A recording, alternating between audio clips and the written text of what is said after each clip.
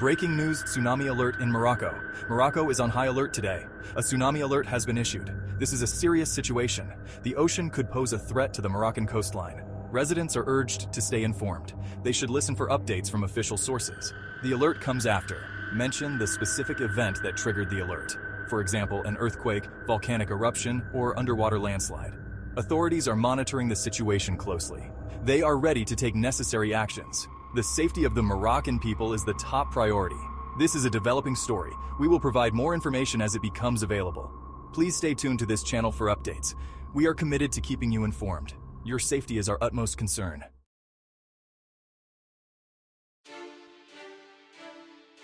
Understanding the threat. What is a tsunami? The word tsunami might sound exotic, but it describes a powerful natural phenomenon. A tsunami is a series of ocean waves. These waves are not like the ones you see at the beach. They are caused by a displacement of water. This displacement can be massive. Imagine an earthquake under the ocean floor. The ground shakes violently. This shaking can push a huge volume of water. The water surges outwards in all directions. This creates the tsunami waves. Tsunamis travel incredibly fast. They can cross entire oceans in hours. And when they approach the coast, their speed remains high. This makes them incredibly dangerous. They can cause widespread destruction.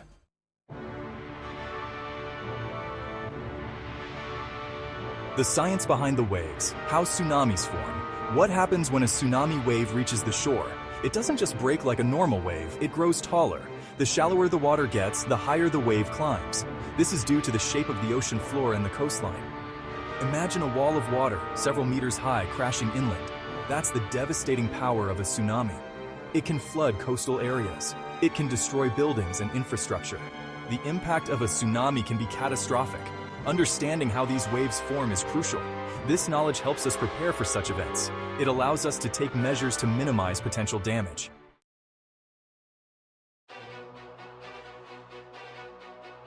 The Earth moves earthquakes and tsunamis. Earthquakes are a major cause of tsunamis. The Earth's crust is made up of tectonic plates. These plates are constantly moving. Sometimes these plates get stuck. Pressure builds up. When this pressure is released suddenly, it causes an earthquake.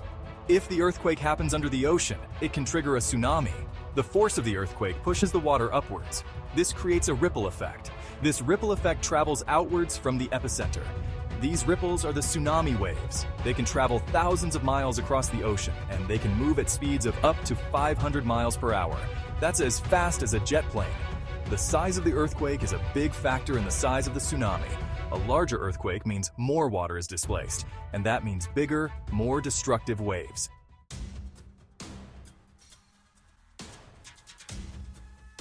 Section 2. Volcanoes. Fire under the sea. Volcanoes are another potential cause of tsunamis. We usually think of volcanoes on land, but there are many volcanoes under the ocean too. These underwater volcanoes are called submarine volcanoes.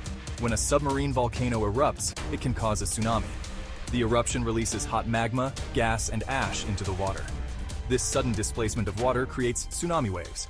The eruption can also cause underwater landslides, and these landslides can further contribute to the formation of tsunami waves. The good news is that not all volcanic eruptions cause tsunamis. The eruption needs to be powerful enough, and it needs to displace a significant volume of water.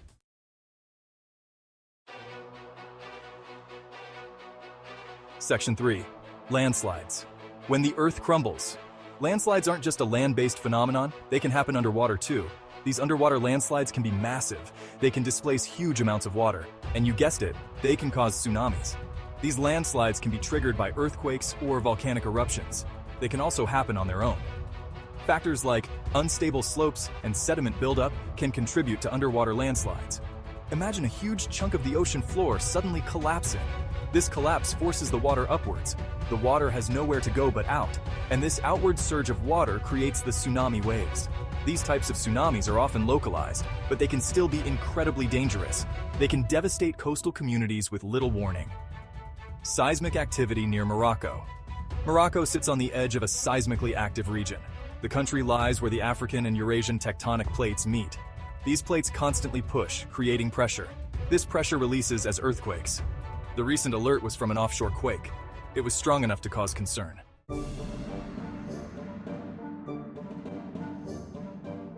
Section 2. The Azores-Gibraltar Fault Line. A History of Tremors. The Azores-Gibraltar fault line is a major fault line. It runs through the eastern Atlantic Ocean. This fault line is responsible for many earthquakes in the region. Some of these earthquakes have been very destructive. In 1755, a massive earthquake struck Lisbon, Portugal. This earthquake is believed to have been centered along the Azores-Gibraltar fault line. The earthquake caused a devastating tsunami. This tsunami struck the coast of Morocco. The 1755 Lisbon earthquake and tsunami serve as a stark reminder of the power of nature. It shows the potential for destruction in this region.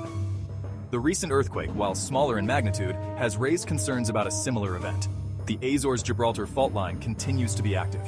Scientists monitor it closely. They look for any signs of potential danger. The recent earthquake is a reminder that this fault line demands our attention.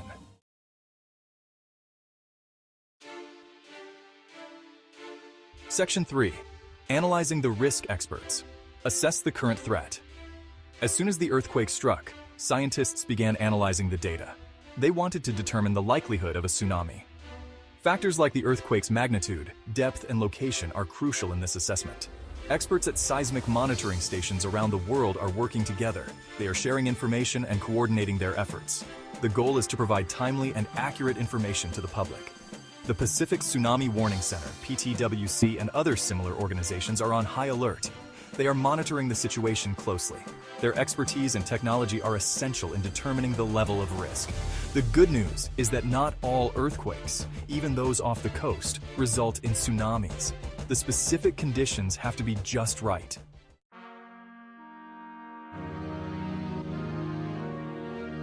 Tsunamis in Moroccan history. Morocco's coastline stretches along both the Atlantic Ocean and the Mediterranean Sea. These waters provide beauty and resources, but also pose a threat. Morocco has a history of tsunamis, leaving their mark on the country's past. Records date back centuries, often fragmented from chronicles, studies, and evidence. They paint a picture of a coast vulnerable to the sea's power. The 1755 Lisbon earthquake generated a massive tsunami. It caused significant damage in Morocco.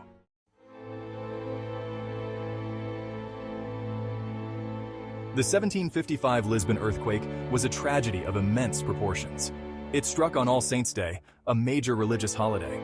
The earthquake, estimated at a magnitude of 8.5 to 9.0, reduced much of Lisbon to rubble. But the devastation didn't end there. The earthquake triggered a powerful tsunami.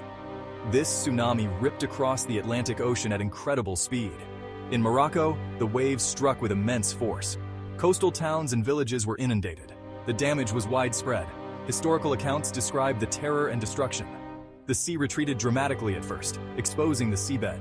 This was a warning sign that many didn't recognize. Then, massive waves, some reported to be as high as 30 feet, crashed ashore. The tsunami caused significant loss of life in Morocco. The exact number of casualties is unknown, but estimates suggest that thousands perished. The event left an indelible mark on the country's collective memory.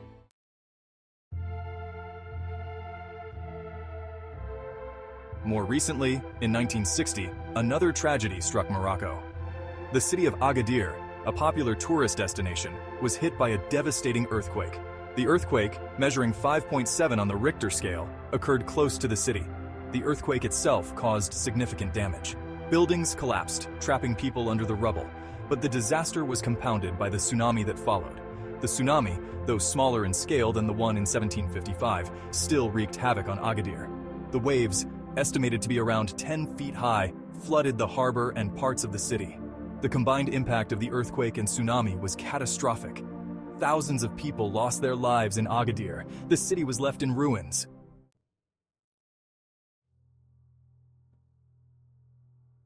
The most immediate and devastating impact of a tsunami is the potential loss of life.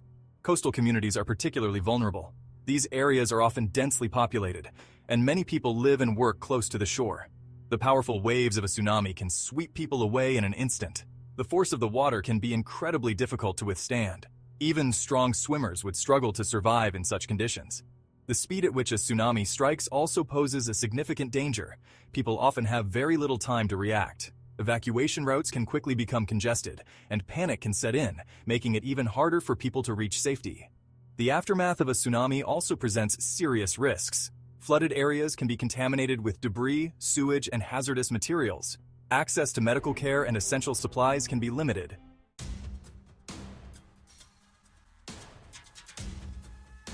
Tsunamis don't just threaten lives. They also pose a significant risk to infrastructure.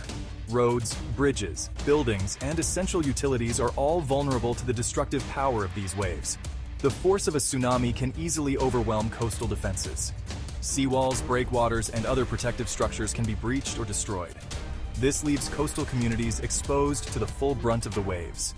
Buildings, even those designed to withstand earthquakes, can crumble under the pressure of a tsunami. The sheer volume of water and debris can cause catastrophic structural damage, leading to collapses and rendering buildings uninhabitable. Essential infrastructure, such as power lines, water treatment plants, and communication networks, is also at risk. Damage to these systems can cripple a region's ability to respond effectively to a disaster, hindering rescue and relief efforts.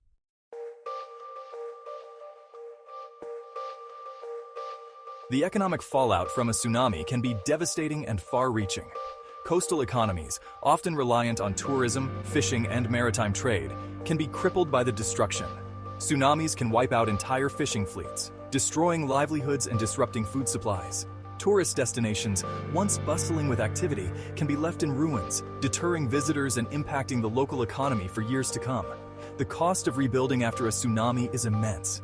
Governments and international organizations often face the daunting task of financing reconstruction efforts, which can strain resources and delay recovery. The impact on businesses can be crippling.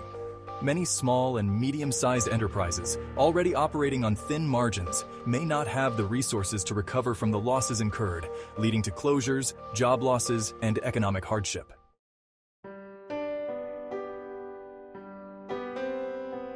Section 4. Beyond the immediate. The long road to recovery. The immediate aftermath of a tsunami is chaotic and traumatic, but the journey to recovery is long and arduous. The physical and emotional scars of the disaster can linger for years, affecting individuals, families, and entire communities. The loss of homes, businesses, and loved ones can have a profound impact on mental health. Post-traumatic stress disorder, anxiety, and depression are common among survivors of natural disasters like tsunamis. Rebuilding infrastructure takes time, effort, and significant financial resources. Damaged roads and bridges need to be repaired or replaced. Homes need to be rebuilt. Essential services need to be restored. The economic recovery can be slow and uneven. Businesses may struggle to reopen. Jobs may be lost. Tourism may take years to rebound.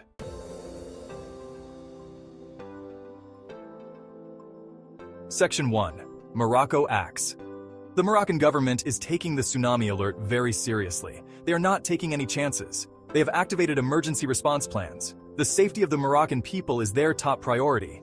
The government is using all available channels to warn the public. They are broadcasting alerts on television and radio. They are sending out text messages and using social media. Evacuation orders are being issued for coastal areas.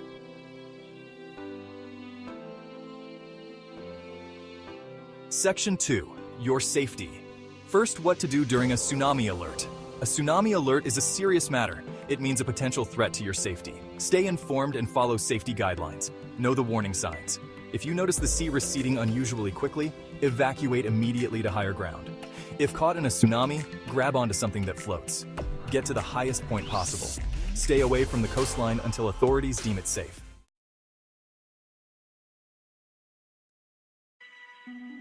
Section 1. Stay informed, stay safe. A call for vigilance.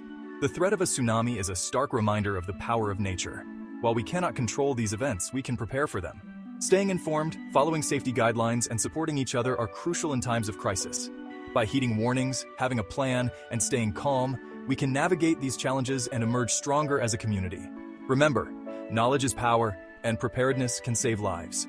Stay safe, Morocco.